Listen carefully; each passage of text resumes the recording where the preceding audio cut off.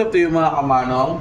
At may pipresent ako sa inyo na ating bago sa ating page siguro to, no? At dito sa ating channel sa YouTube. At ito nga, ang aking sinasabi nung ako yung naka-live nakaraan sa Blue Up, no? Ito nga ang ating Taurus. So, ganito kapag kumuha ng ganitong klaseng unit ay merong hard case na kagaya nito, no? At tingnan natin sa loob ng box natin.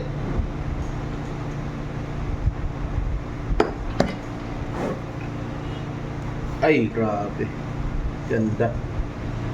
So, itong unit natin ay ang Taurus TH40. It comes with a 315 rounder magazine. Tama? 315 na tatlong magazine na 15 rounder each. So yan. At ito meron siyang ano ba to? Brush, no? So ito yung kanyang out of the box. May brush, may mga tools para siguro doon sa pag ano to. Ito pang lock naman doon sa slide. Para to doon sa siguro sa mga maglalagay ng ng red dot or ng right.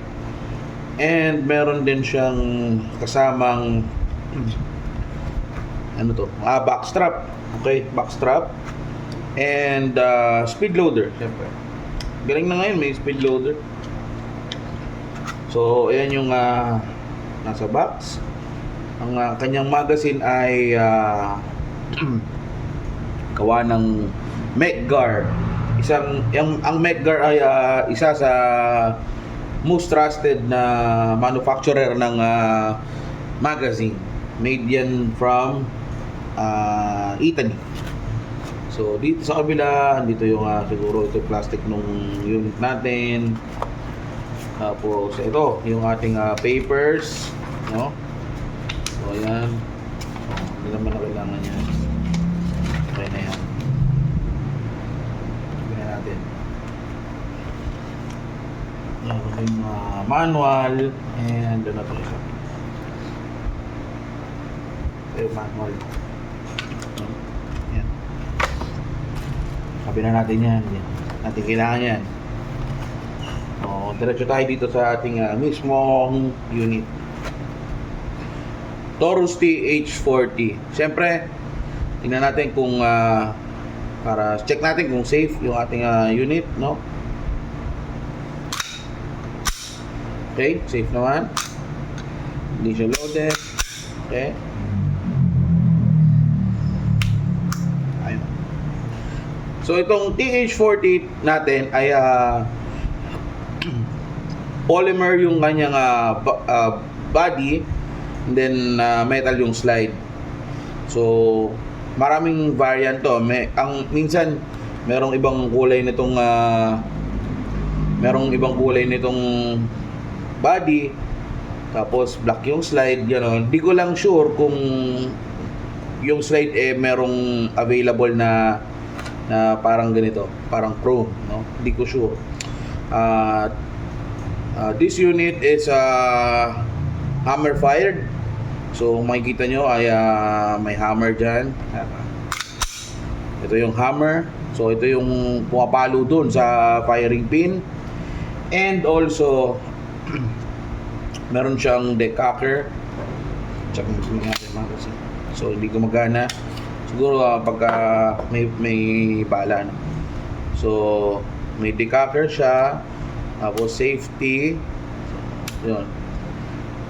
Yan. Tapos ang kanyang optics ay white, no? So, ang ganda nitong unit na to kasi bukod sa mura and sobrang, alam mo yun, hindi siya sobrang ganda kasi katulad nito, yung slide walang shake, walang alog, di ba? Tapos Itong baril na to ay single action, double action din nata ito. So, tingnan natin. Oo nga. Ayan. Natin So, check natin. Reset natin. Ayun yung wall. Yun. Napakaganda. Napakaganda nito. Meaning, single action na wala. Kahit hindi mo ikaseto, puputok to. Yun. Tapos, yung grip niya hindi ganun ka-aggressive. Kaya ang ganda sa kamay, no? So, ito. Yan. TH40. 40 caliber na Smith & Wesson. Sobrang ganda. Gaan. Sobrang, alam mo, napaka gandang i-carry nito para sa mga bago pa lang na humahawak ng ganito, no? Napaka ganda. Kung sa mga tito natin gusto nila yung compact, meaning mas maikli at mas maliit, mas magaan yon. Tayo, no, na mga newbie ay syempre mas gusto natin yung mga standard. Ito kasi standard, so full size, no? So napakaganda. Safety, nga pala mga kamanong, nandito ako sa lugar kung saan safe at wala naman itong load, no? Lahat ito ay empty. Ayan, empty. Ito yung empty, diba? So yun. Isa pa sa nagustuhan ko dito ay budget friendly. Nga pala, nakakuha ko to sa Trust Trade. Okay, Trust Trade. So dito sa optics niya, merong parang ito, hindi ko lang alam kung pwedeng, I'm sure pwede tanggalin to, tapos pwedeng palitan ng, so pwede red dot, di ba? So marami pa tayong so napakaganda ng unit, and made in Brazil. So ito yung ating unit. Gusto ko siyang i-test fire, no? Dito sa malapit sa amin. So actually nasa Marikina ako ngayon. Syempre kilalang rito yung Armscore. So baka doon din. At mga kamanong, ito ay bagong unit hindi po ito bago po ito. At matigas pa. Di ba? Matigas pa siya. Yun. So hammer fired. Safe naman po 'yan, wala naman pong load. Hammer fired. Yun. So yun yung papalo dun sa kanyang firing pin. Kung nagtataka kayo kung ano yung isa, kung anong tawag, yun po ay striker. So TH meaning Taurus hammered. So meron ding variant ng Taurus na TES, meaning Taurus striker. Yun. So mga ganoon, mga TS. Hindi ko alam kung ano, may mga TS9 yan. Ito kasi family ng TH. So meron nito TH9, TH40, sa US meron TH10 and TH45. So ang gusto natin ay gitna lang, so TH40. Napakaganda, sobrang ganda. Kita nyo yung nga pala, this is ambidextrous, so kaliwaan yan. I mean baliktaran, hindi kaliwa na, baliktaran yan. So napakaganda. Ganyan naman, di ba? Yung grip maganda. Sobrang sarap hawakan. Mga kamanong, samahan nyo ako, test fire natin. Tara. So bago nga pala kayo kumuha ng gantong unit, kailangan may LTAP kayo.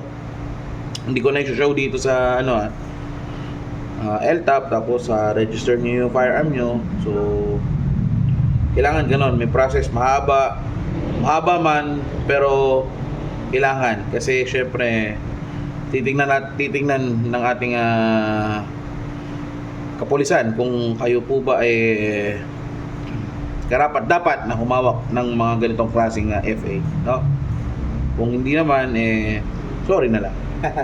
So yun mga kamanong, so empty mags kabit natin. So kapag kinasa ko to, mag-stop. Okay? Okay. Hindi siya hindi siya magde-decact dahil and also hindi rin pala siya papasok dito sa, hindi rin siya katulad nung iba na, katulad nung striker na kapag ka empty na yung magazine, so hatakin mo lang yan or pindutin mo to, magba-backslide siya. So hindi, talagang lock siya. Pag sinabi niyang wala nang ammunition, wala na, hindi mo na siya mababalik. So ang kailangan mong gawin ay tanggalin yung magazine, saka mo siya ibalik. Okay? So yun ang decacker. Okay, ulit.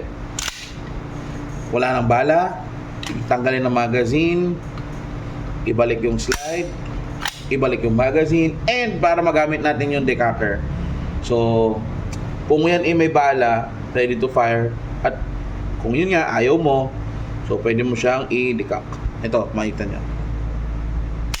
Yun. So papalo siya, pero hindi siya puputok kasi yung firing pin niya, dahil binaba mo to, bababa yun, hindi siya tatama dun sa mismong hammer. Okay? So marami pa akong sinasabi, gusto ko pa sanang explore, pero mas maganda kung explore natin dun sa range. Ano mga kamano, samahan nyo ako? Let's go!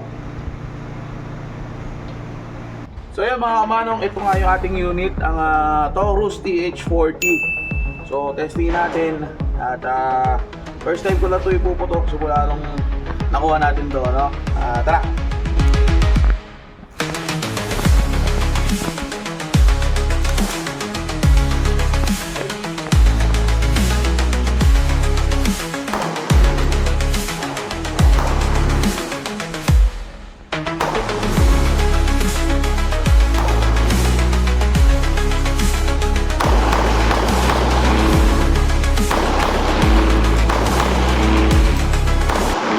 Ganda din ang balik niya. Na,